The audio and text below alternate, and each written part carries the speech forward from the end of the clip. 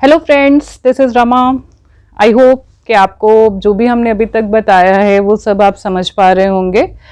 और आगे हम इसमें करते हैं कि हम फ़ोटो एडिटिंग की ही बात कर रहे हैं। तो अगेन जब हम कोई भी फ़ोटो क्लिक करते हैं, हम एक फ्रेमिंग कर लेते हैं कि हमें इतने एरिया को शूट करना है, लेकिन ऐसा बहुत बार होता है कि उसमें भी कुछ अनचाहे एलिमेंट्स ऐड हो जाते हैं।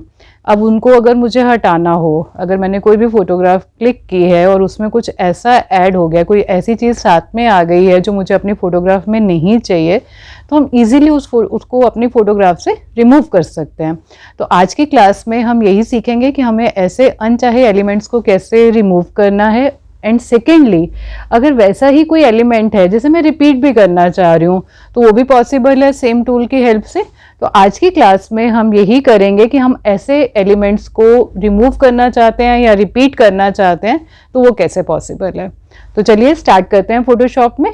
जैसे अभी हमने डिस्कस किया कि हम अपने इमेजेस में से अनवांटेड एलिमेंट्स को रिमूव कर सकते हैं, तो उसके लिए हमने इस इमेज को ओपन किया है जिसमें से हम इस वाटर बर्ड को रिमूव करेंगे।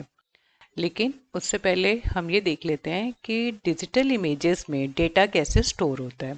तो अगर हम इसे बहुत मैग्नीफाई करके, मतलब बहुत जूम करके मैं इस इमेज को देखती हूँ बिल्कुल क्लोजली, मैंने यहाँ से जूम टूल ले लिया है और इससे हम अपनी इमेज को मैग्नीफाई करके देख रहे हैं, तो हम देख पा रहे हैं कि हमारा डेटा पिक्सल्स की फॉर्म में स्टोर होता है। तो इट मीन्स कि अगर हम ये बर्ड देख पा रहे थे, तो वो इसलिए देख पा रहे थे कि इन पिक्सेल्स का कलर येलो ऑरेंज है, तो इसलिए हमें ये बर्ड की शेप दिखाई दे रही है। तो अब अगर मैं इस बर्ड को यहाँ से रिमूव करना चाहूँ, तो एक्चुअली मुझे क्या करना है कि इसके सराउंडिंग पिक्सेल्स को, जैसे कि यहाँ पे जो पानी के पिक्सेल्स हैं, अगर मैं इनको यहाँ पे कॉपी कर दूँ, से हमारी इमेज में से रिमूव हो जाएगा। तो अब इसको अगर मैं फिट इन विंडो वापस करना चाहती हूँ, मतलब मैं ओरिजिनल साइज में पूरी इमेज को देखना चाहती हूँ फिट करके, तो यहाँ से हम इस ऑप्शन को यूज़ कर सकते हैं फिट ऑन स्क्रीन। या इसके लिए हमारा जो कीबोर्ड शॉर्टकट है वो है Ctrl+0। हम अगली बार उसी को प्रेस कर लेंगे। अब हम आते हैं कि हम क्लोन स्टेम टूल को यूज़ कैसे कर सकते हैं। तो क्लोन स्टेम टूल यूज़ करने के लिए आप यहाँ से टूल बॉक्स में से इस टूल को हम एक्टिव कर लेंगे। तो यहाँ से हम ऑल्ट की प्रेस कर लेते हैं, या बेटर रहेगा कि हम पहले इसे मैग्नीफाई कर लेते हैं और हम इसको क्लोजली अगर वॉच करेंगे, देखेंगे, याद अच्छे से हम समझ पाएंगे। तो यहाँ से हम क्लोन स्टेम टूल लेते हैं और मैंने यहाँ से ऑल्ट प्रेस किया है और यहाँ पे हम क्लिक कर देते हैं। तो जब हम ऑल्ट प्रेस करके क्लिक करते हैं, तो एक तरह से हम सैंपल सेट कर रहे हैं कि हमें कौन से पिक्सल्स को यहाँ पे कॉपी करना है।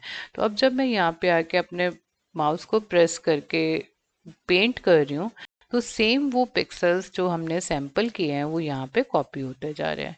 तो ग्रेजुअली क्या होगा कि हमारा बर्ड जो है वो हाइड हो जाएगा। तो अगेन जैसे मैंने कहा था कि फिट ऑन स्क्रीन करने के लिए हम Ctrl+0 कर सकते हैं। तो अगर हम यहाँ से Ctrl+0 प्रेस करते हैं, तो हमारी ये वापस पूरी विजिबल हो जाएगी इमेज। तो इसमें अब हम देख पा रहे हैं कि हमारा बर्ड विजिबल नहीं है। अब सभी चेंजेस को एक साथ अंडू करने के लिए हम यहाँ से फाइल रिवर्ट कमांड यूज़ कर सकते हैं और कीबोर्ड कमांड F12 है। रिवर्ट करने से क्या होगा कि हमारी फाइल में जो भी हमने चेंजेस किए हैं वो एक ही बार में अंडू हो जाएंगे और जैसी ओरिजिनल फाइल हमने ओपन की थी वापस हमारी इमेज वैसी ही ओपन हो जाएगी। तो यहाँ से हम रिवर्ट कर देते हैं, तो हमारी इमेज में वही बर्ड वापस विजिबल हो गया। तो इसे एक बार हम फिर से मैग्नीफाई कर लेते हैं। मैग्नीफाई टूल मैंने सिलेक्ट किया है और यहाँ से मैं इसे जूम कर रही हूँ। तो यहाँ से जूम करने के बाद हम फिर से वही स्टेप रिपीट कर रहे हैं कि हमने क्लोन स्टेम टूल सिलेक्ट कर लिया है, ऑल्ट की प्रेस करके हम सैंपल सेट कर रहे हैं और इस सैंपल की हेल्प से, मतलब उन्हीं पिक्सल्स को हम फिर से यहाँ पे कॉपी कर रहे हैं। तो अब इसी सेम स्टेप को मैं कितनी भी बार रिपीट कर सकती हूँ, जितनी भी मुझे कॉपीज क्रिएट करनी है। तो फिर से मैं ऑल्ट की प्रेस कर रही हूँ और हम एक सैंपल सेट कर लेते हैं। तो हम इस तरह से क्लोन करके किसी भी एलिमेंट को हाइड भी कर सकते हैं, रिमूव कर सकते हैं और हम उसी एलिमेंट की कॉपीज भी क्रिएट कर सकते हैं। तो आई होप कि आपको क्लोन स्टेम टूल समझ में आ गया होगा। Thank you.